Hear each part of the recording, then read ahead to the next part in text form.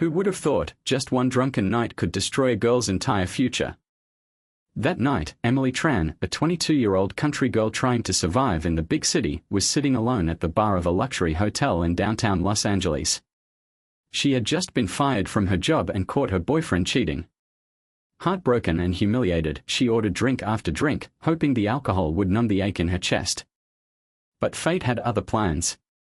A man brushed past her in the crowd. He looked around 30, tall, sharply dressed in a grey suit, his eyes cold but hypnotic.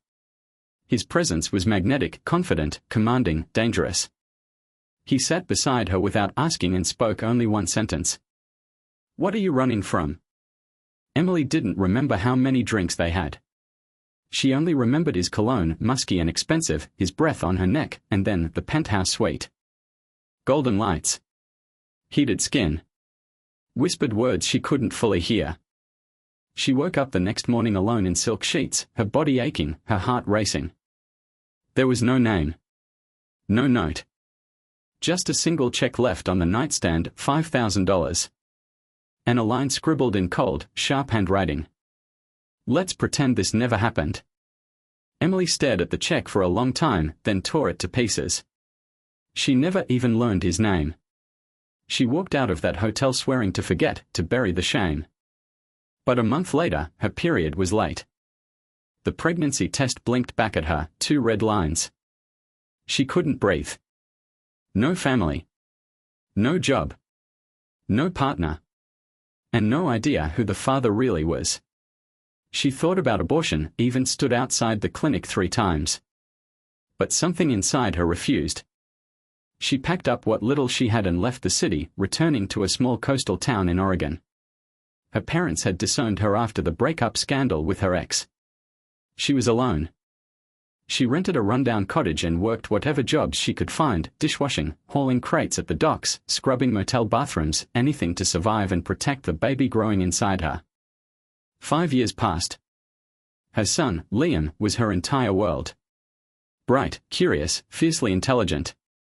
He had her smile, but his eyes, those sharp grey eyes, belonged to someone else. That someone reappeared on a stormy afternoon. It happened in a grocery store. Liam had gotten separated from her in the crowd. A man found him crying in the aisle and brought him to the security desk. That man was Ethan Knight, the powerful CEO of Knight Corp, worth billions, feared by rivals, respected by elites. He looked into Liam's face and froze. Those eyes. That jawline. That unmistakable connection. Ethan followed Liam's emergency contact and stood in front of Emily for the second time in their lives, this time in the pouring rain, no drinks, no blur. Just truth. He looked at her, his voice ice cold. "Is that boy mine?" Emily's breath caught in her throat. She could lie. She could scream. But her silence told him everything. And then he said something that shattered the fragile life she had built. "Pack your things. My son is not living in this dump another day."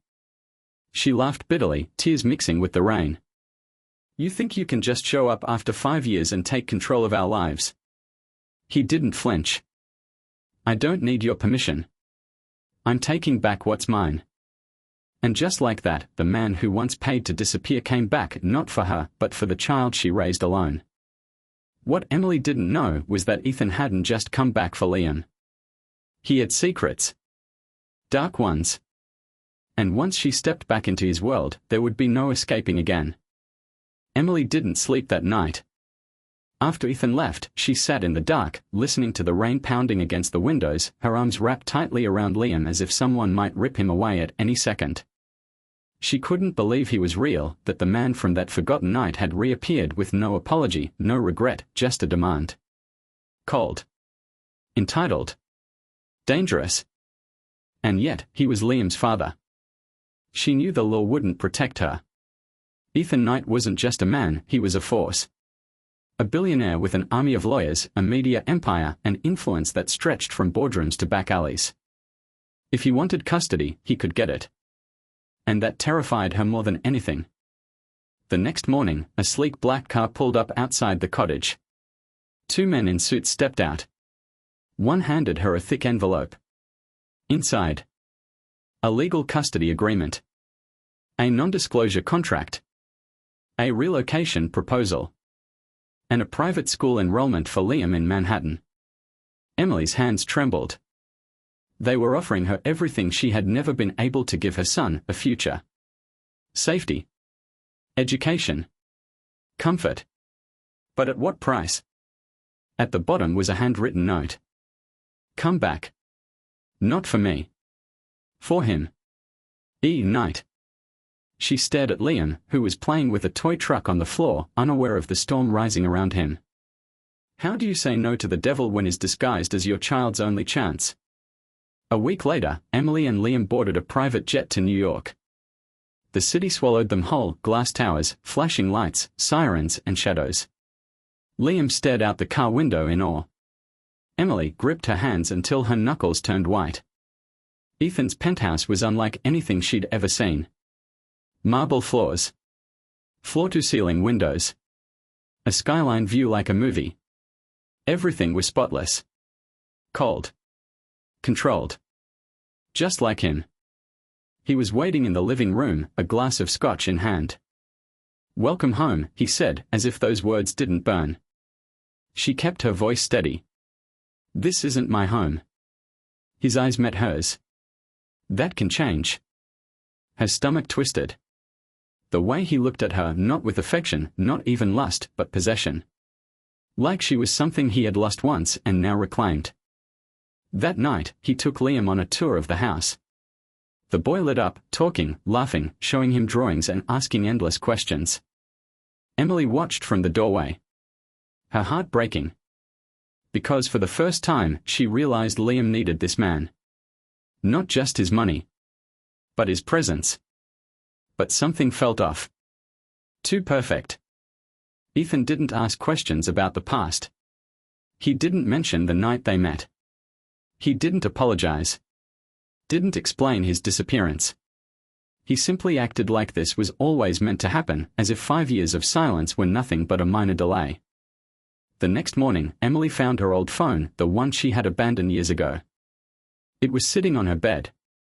Fully charged. Unlocked. She froze. No one should have had that phone. No one should have been able to access it. Inside were hundreds of messages from Ethan. Sent years ago. Desperate. Searching. Emily, where are you? I made a mistake. Please don't disappear. Each message more frantic than the last. She scrolled through them, her hands shaking. But she had never seen any of them. Her number had been disconnected. The phone abandoned.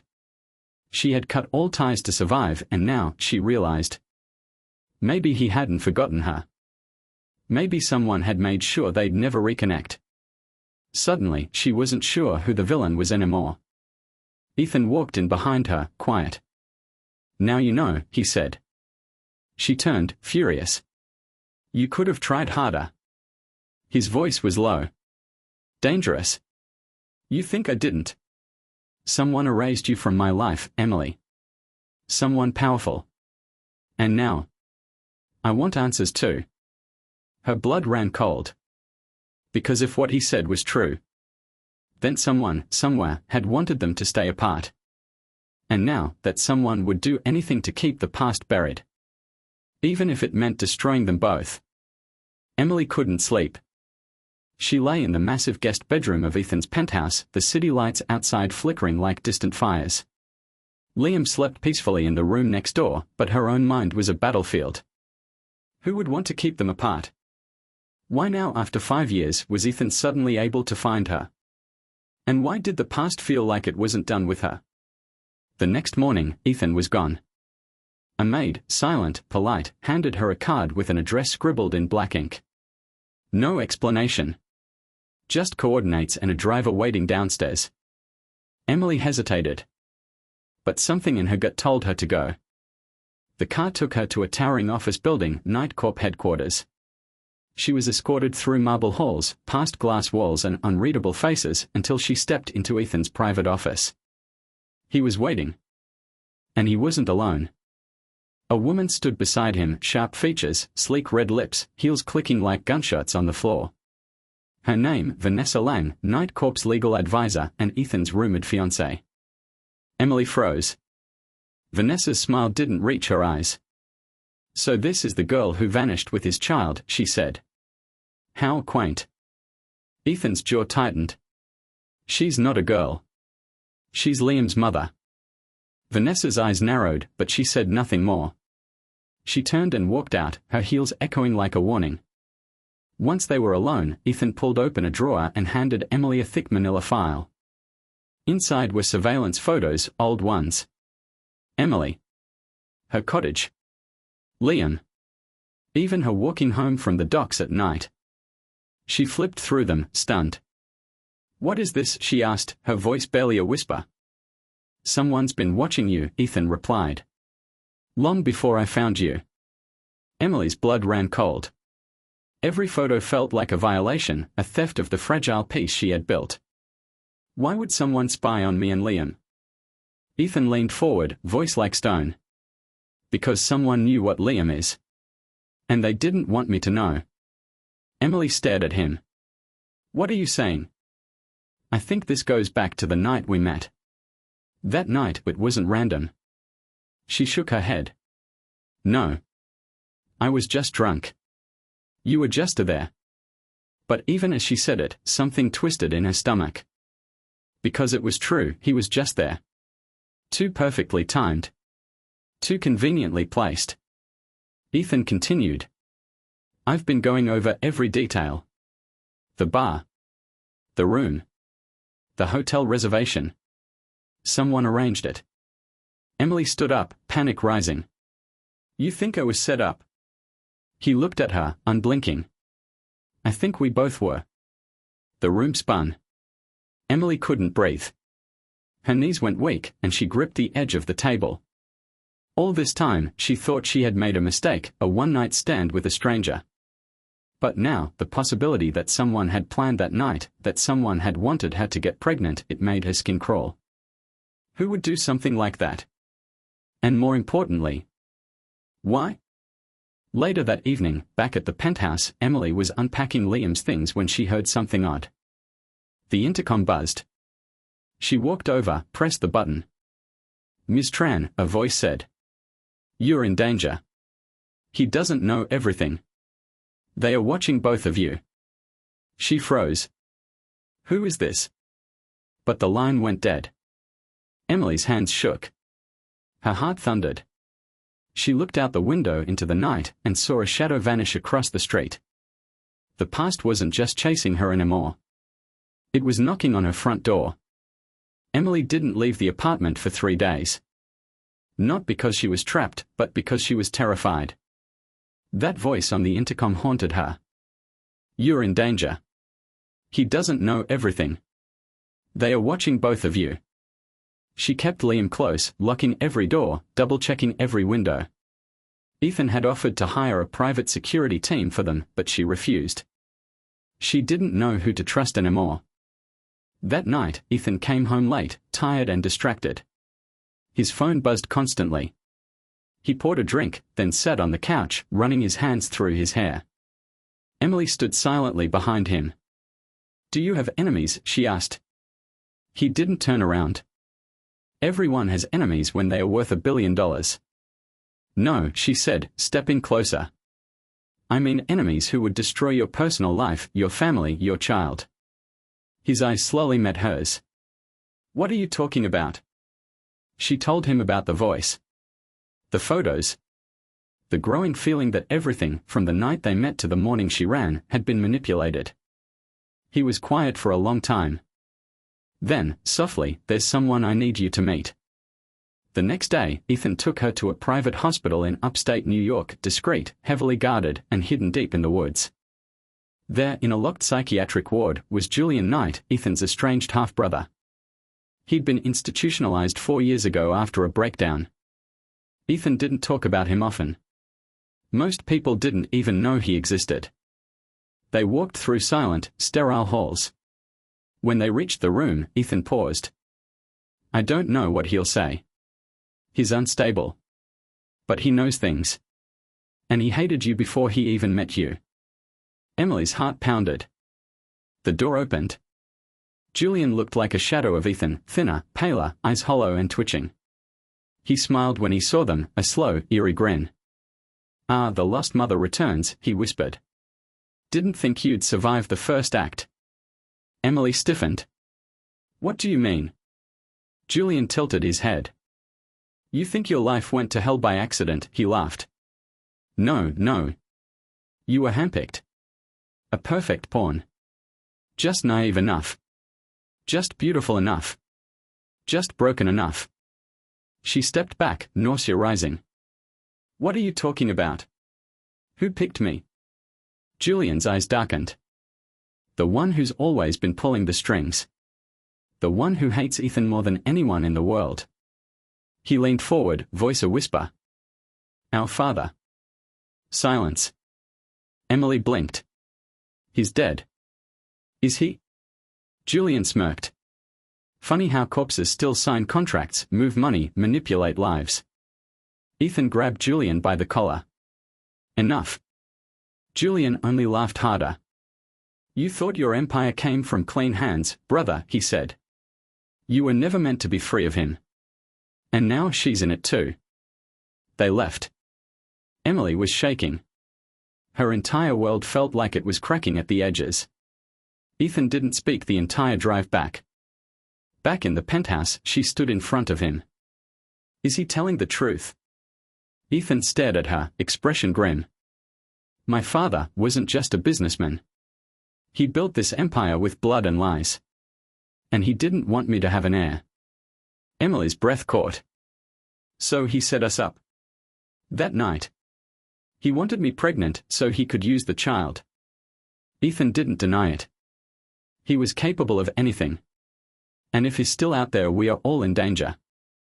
That night, she checked on Liam again and again. He was sleeping soundly, hugging a stuffed bear. But Emily couldn't shake the feeling that someone, somewhere, was watching. From the shadows. From behind screens. From within their very walls. She had thought her biggest mistake was one drunken night. But now she realized the real mistake was believing it had ended. The game had only just begun. 3 days after visiting Julian, the silence in the penthouse began to feel like a warning. Ethan had become distant, buried in phone calls, meetings, locked-door conversations. Liam barely saw him. And Emily was starting to feel like a prisoner in a castle made of glass. But one morning, while making breakfast, Liam came running out of his room holding a small folded paper. "Mommy, this was under my pillow." Emily took it, her heart immediately racing. It wasn't Liam's handwriting. She unfolded the paper slowly, careful not to shake too hard. It read, "He's lying. He always lies. And if you stay, you'll lose more than your son." No signature. No explanation. Just fear. Emily stared at it for minutes, her mind racing. Was it Julian? Vanessa? Someone else inside the house? How could anyone have slipped into Liam's room? She confronted Ethan that night. "Someone's watching us. Inside this house." He looked at her, annoyed. "Tired. You're being paranoid." "No. I'm being protective." He stood, towering over her. "You think I'd let anyone harm you or Liam under my roof?" Her voice cracked. "I don't know what you'd do anymore, Ethan." He said nothing. Just turned and walked away. That night, Emily couldn't sleep. She kept checking the windows, locking the doors, pacing the hallway like a ghost. And then, just after midnight, she heard something. Voices. Whispering. Coming from Ethan's private study. She tiptoed toward the door and pressed her ear against it. Inside, she heard Vanessa's voice. "You really think she's not going to figure it out?" Ethan replied, colder than she had ever heard him. "She can figure out whatever she wants. The boy's already here. That's all that matters now." Emily's heart stopped. The next morning, she packed a bag. She didn't even finish zipping it when the door opened. Ethan stood there, arms crossed, eyes dark. "Going somewhere?" "I'm taking Liam and leaving." "You're not." Watch me. He stepped closer. Too close. His voice low, venomous. You walk out that door, and I'll bury you in court. You won't see your son again. Tears welled in her eyes. You used me. I protected you. And I protected him. You just never asked from what. That night, Emily waited until Ethan was asleep. She grabbed Liam, the bag, her wallet. But as she reached the elevator, she saw the security guard had changed. It wasn't the usual friendly face. This man didn't smile. He tapped his earpiece and said, "Target is moving." Emily froze. She turned around and saw Vanessa standing behind her, smirking. "Going somewhere, sweetheart?" Emily pulled Liam closer. Vanessa leaned in. "You want to protect your son? Then you better start listening. Because Ethan isn't the only one with a plan for that boy." Emily's voice shook. "What do you want?" Vanessa smiled. "I want what's mine. And unfortunately for you, that includes your son." She handed Emily a phone. A video played. In it, Liam was sitting at a long table, surrounded by strangers in suits, being asked questions, signing something. Emily dropped the phone. "What is this?" Vanessa tilted her head. "Guardianship. Control. Access. They've already begun grooming him to take over Night Corp, whether you agree or not." Emily looked at Liam, clutching her hand, his eyes wide and scared. And in that moment, she knew. This wasn't just about one night anymore. This was a war for her child's future, his soul, and maybe even his life. And she was already years too late. Emily couldn't breathe. The phone slipped from her fingers. Liam clung to her leg, confused, frightened, but still too young to understand the horror flashing across her face. She had thought she was protecting him by staying. But the truth was, they had already begun to turn him into something she didn't recognize. A corporate heir. A puppet. A weapon in someone else's war. Vanessa leaned in, her voice like a dagger draped in silk. "You wanted a normal life. You wanted your little cottage and your little son. But you were never meant for normal. Not after that night." Emily's voice cracked. "Why? Why Liam? Why me?" Vanessa gave her a sad, cold smile. "Because your son is the key. And keys don't get to choose which doors they open." She turned and walked away, heels clicking like gunfire in the silence. Emily didn't hesitate. She picked up Liam, held him tightly, and ran. Through the hall. Down the stairwell. Past confused staff and indifferent security. No one stopped her yet. She knew she had one chance. Outside, she hailed a cab with trembling hands, using cash she had hidden away for emergencies. The moment she shut the door, she whispered to the driver. "Get me out of Manhattan. Anywhere. Just drive." They crossed bridges. Past gas stations. Disappeared into rural shadows. She ended up at a cheap motel on the outskirts of Albany, wrapped in a scratchy blanket, holding Liam as he slept beside her on the narrow bed. Her mind was on fire. This wasn't about Ethan anymore. It was about the men behind him, the faceless board members, the old billionaires whispering legacies into bloodlines. The people who believed they owned her child. And the worst part, Ethan had known. She remembered his words in the study. "The boy's already here. That's all that matters now." Emily didn't know what was worse, being lied to, or being traded like a piece in someone else's game. But she wasn't going to play anymore. Not on their board. Not by their rules. The next morning, she made the hardest decision of her life. She called a number she had buried for years. The voice that answered was gruff, cautious, but familiar. "Emily. I need your help," she whispered. "I need to disappear." The voice paused. "You're running from Ethan Knight, aren't you?" "I'm not running. I'm protecting my son." The man on the line, Dominic Shaw, was an ex-investigator. He'd helped her once, long ago, after she fled the city pregnant and alone. He owed her. And he never asked questions. By nightfall, she and Liam had new identities. New names. Fake documents. A burner phone. From now on, your name is Anna Price. And Liam is Noah. Dominic looked at her one last time. You know they'll come for you, right? Night Corp never loses what it claims. Emily's voice was like ice. Then I guess I'll be the first. She disappeared into the world. Abandoned the name Emily Tran. Let Ethan Knight's one-night mistake fade into shadows. But deep down, she knew the truth. Running bought her time. But it wouldn't stop the war. Because one day, Ethan would find them again. And when he did, she'd be ready. 3 months. That's how long Emily survived as Anna Price.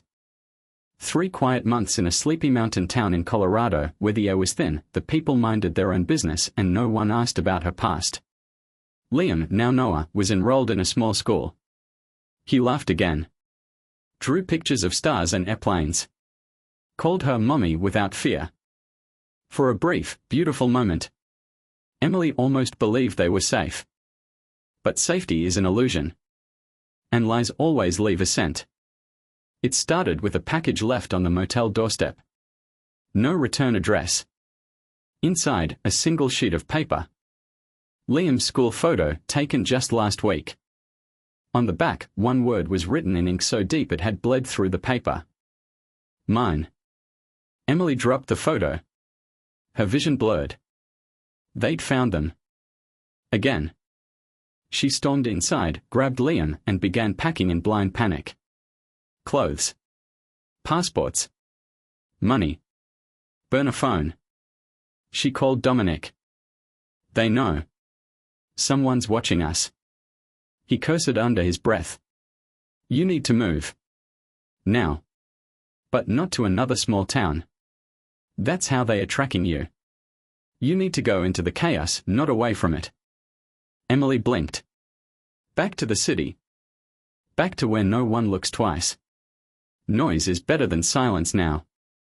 An hour later, they were on a Greyhound bus to Chicago. Emily watched Liam sleep beside her, curled up against the window, his tiny hand gripping hers. Her stomach twisted with guilt. She had done everything to keep him out of Ethan's reach. But no matter how far they ran, someone always knew. And now, whoever was coming for them wasn't just leaving threats. They were marking territory. Claiming Liam as if he were property.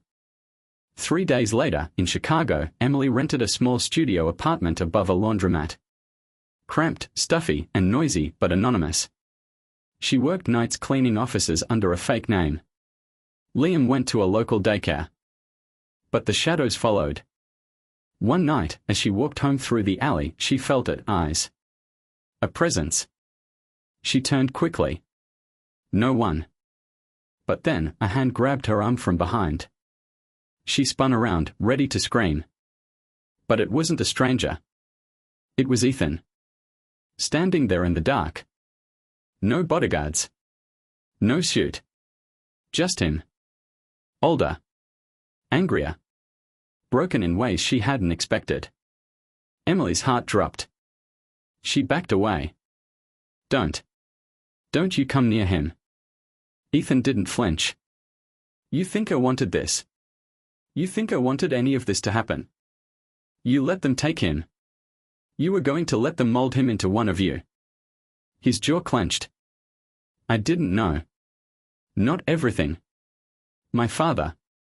Vanessa, the board, they were keeping things from me too. They used both of us, Emily. She shook her head, voice trembling. Then why are you here? Ethan stepped forward, slowly, as if approaching a wounded animal. Because Liam's not safe. Not with you. Not with me. Not while he's still alive. Emily's voice cracked. Your father. Ethan nodded. He never died. He staged it. Went underground. Pulled strings through others. Vanessa works for him. Julian was just the decoy. Silence fell like a gunshot. Emily's knees weakened. Why should I believe you? He looked at her, and for the first time, she saw something raw, not dominance, not power, but fear. Because the next time they come, they won't leave a warning. They'll just take him. Emily didn't respond. She couldn't. Because deep down, she already knew it was true. Emily stared at Ethan in the alley, her heart hammering like a war drum. The man who had abandoned her. Lied to her. Tried to control her. And now, he was the only one who knew how to stop the monster chasing their son. "If you're lying to me," she warned. "I'm not," he said quietly. "And if we don't act now, there won't be a second chance." She exhaled slowly, her voice trembling. "Then tell me everything. Right now. No more secrets." Ethan hesitated, then nodded. They walked together in silence to a 24-hour diner, grimy, half-lit, and empty. The waitress didn't even look up. They slid into a booth in the back. And Ethan began to talk. He told her about the Night Syndicate, a shadow network buried within Night Corp, started by his father decades ago.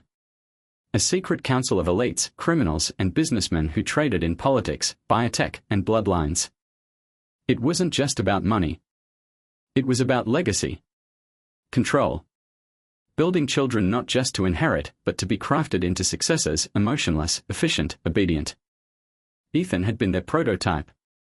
But when he rebelled, his father went looking for a replacement. That replacement was Liam. And the night Ethan met Emily, it wasn't coincidence. She had been chosen. Profiled. Watched. Selected. Fertile.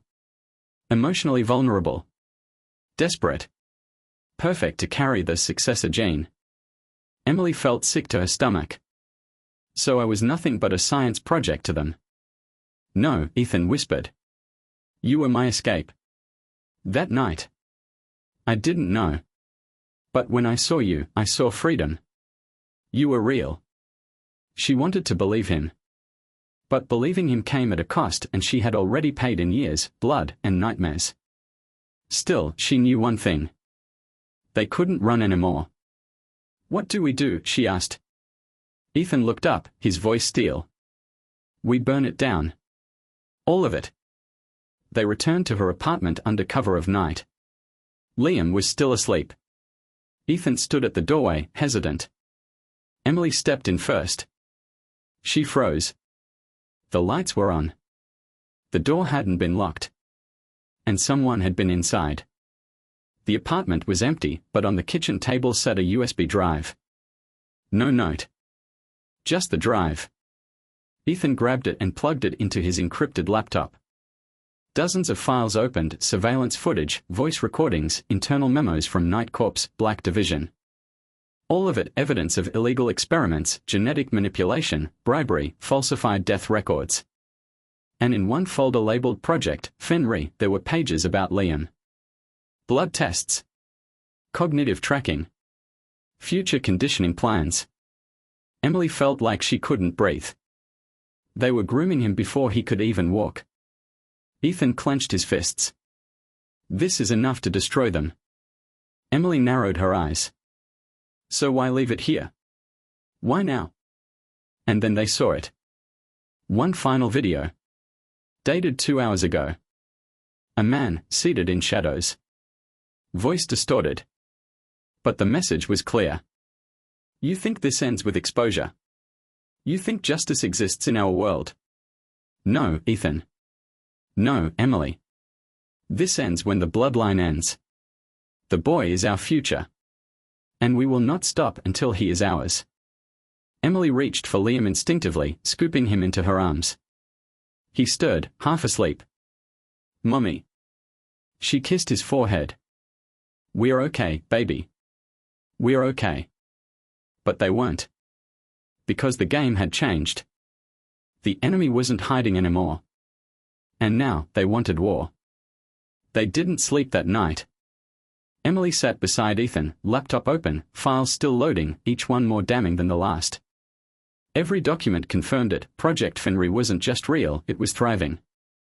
They weren't just planning to mold Liam into a successor. They were building him into a weapon. And now, with the USB drive in their hands, they had the power to blow everything open. But exposure wasn't enough. This wasn't a battle for headlines. It was a battle for survival. Ethan contacted a trusted ally, Myra Takeda, a cybersecurity specialist who had once tried to bring down Night Corp from the inside, only to disappear after a failed whistleblower attempt. She owed Ethan a favor. By dawn, Myra was in their apartment, small-framed, silent, and intense. She plugged into Ethan's system, typing with lightning speed. "If we leak these files all at once, they'll scramble, but they'll also hunt you faster," she warned. Emily crossed her arms. "Let them." Myra turned to her, eyes sharp. "You want to expose the Night Syndicate? We need something bigger than files. We need a name. A face. A confession." Ethan nodded grimly. "My father." The plan was madness. Lure Victor Knight, the Ghost CEO, long thought dead, out of hiding. Draw him into the open. Force him to speak. Record everything. Myra traced signal trails buried in the USB. Hidden IP addresses. Ping logs. Then, she found it. A recurring satellite bounce. Private island. Caribbean waters. No official records. "That's your devil's castle," she said. "If he's alive, he's there." Emily's stomach sank. She had imagined a courtroom. A press conference. A leak to the media. But instead, she'd be flying straight into the serpent's nest. Ethan booked the jet. Myra loaded gear. Emily packed clothes and a gun. Before leaving, she wrote a letter and tucked it into Liam's backpack. In case she didn't return. They landed at sunset. Victor Knight's island was surrounded by armed guards and electric fences. But Ethan knew every weak point. He had grown up here. They infiltrated the estate just after midnight. The main house was quiet. Too quiet. Emily followed close behind Ethan, heart pounding like a war drum. And then, in the grand study, they found him. Victor Knight. Alive. Older. Paler. But eyes just as sharp and colder than ever. He didn't flinch when they entered. Didn't reach for a weapon. Just smiled. "Well. Look who finally came home." Ethan stepped forward. "End it. Now. Shut it all down, or I swear." Victor chuckled. "You don't swear anymore, boy. You follow." Emily raised the gun. "Liam is not yours. He never was." Victor looked at her, almost amused. "You still think this is about blood? About heirs?" "No. This is about evolution. Your son is the next phase. The first of many." Myra was in the corner, recording everything, audio, video, encrypted cloud upload. Victor saw her. And smiled wider. "You want truth," he said. "Then here it is." He pressed a button under the desk. Doors slammed shut. Steel barriers fell from the ceiling. Security alarms erupted. "You brought war to my home." Gunshots rang out. Myra dove behind a pillar. Emily fired back. Ethan grabbed her and pulled her into the corridor. But Myra. She didn't make it. Victor's guards surrounded her. The last thing Emily saw before the door closed was Myra's blood on the marble floor. They escaped through a secret passage Ethan remembered from his childhood.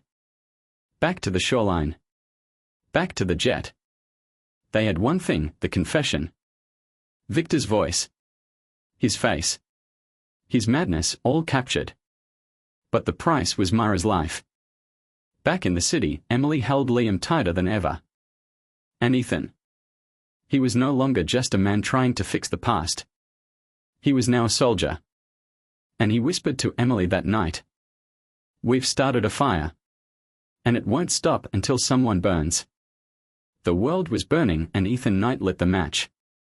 Within 24 hours of returning from the island, the video of Victor Knight's confession went live. It wasn't leaked quietly. It was broadcast, hacked into news feeds, social platforms, digital billboards in Times Square. A chilling monologue by a man believed to be dead, declaring Project Fenrir and the future he intended to build through Liam. And through others. The world recoiled in horror. Lawsuits erupted. Protesters surrounded Night Corp headquarters. Politicians called for criminal charges. Stock prices plummeted. Executives vanished overnight. But power doesn't vanish easily. The syndicate had backups. Hidden hands. And a plan. Emily knew the war wasn't over not until Victor was dead and Liam was no longer a target. That night, Liam slept soundly for the first time in weeks. Emily sat by his side. Ethan watched her from the doorway. Quiet. Distant. Changed. She finally asked the question that had haunted her since the beginning. Why didn't you stop them sooner? He stepped into the room, leaned against the wall. Because I thought I was one of them. Until you. She looked at him, eyes softening. Then what now? His gaze dropped to the floor. Now I make sure Liam has a chance to grow up free. Even if it kills me. The next morning, Emily woke to an empty apartment. Ethan was gone. She searched the rooms. Nothing. No note. Only a file on the kitchen table, full of evidence, maps, plans. Everything Ethan had gathered about the last syndicate compound. Buried beneath it, a key.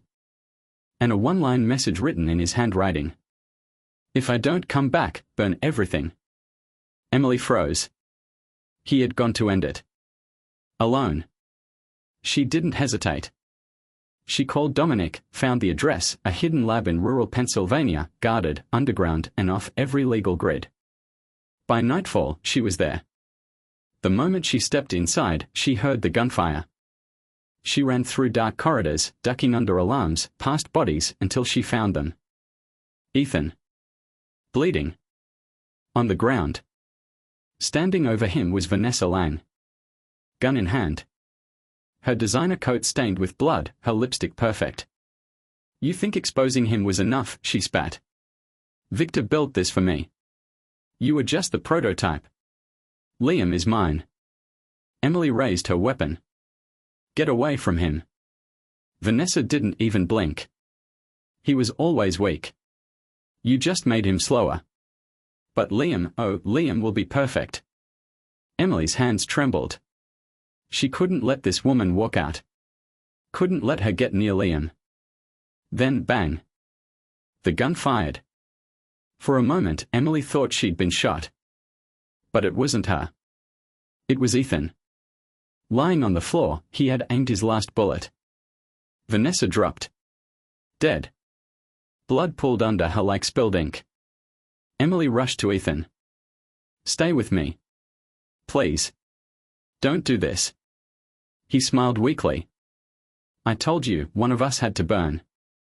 She grabbed his hand, her tears hot and relentless. Why didn't you let me come with you? He whispered, barely audible. Because I wanted you to live. Both of you. Ethan Knight died before sunrise. A man born from a monster who chose to die as something more. A protector. A father. A man who broke his chains. A month later, Night Corp was dissolved. The syndicate disbanded. Victor Knight was found dead in a bunker in Iceland, suicide or execution, no one could tell. Liam was free. Emily moved again. Quiet life. Different name. She kept her promise, no more running. She raised Liam to be kind. To be brave. To ask questions. To never fear the truth. And sometimes, on quiet nights, she'd tell him about a man named Ethan. Who once gave up everything just to protect a little boy who didn't know how powerful he was.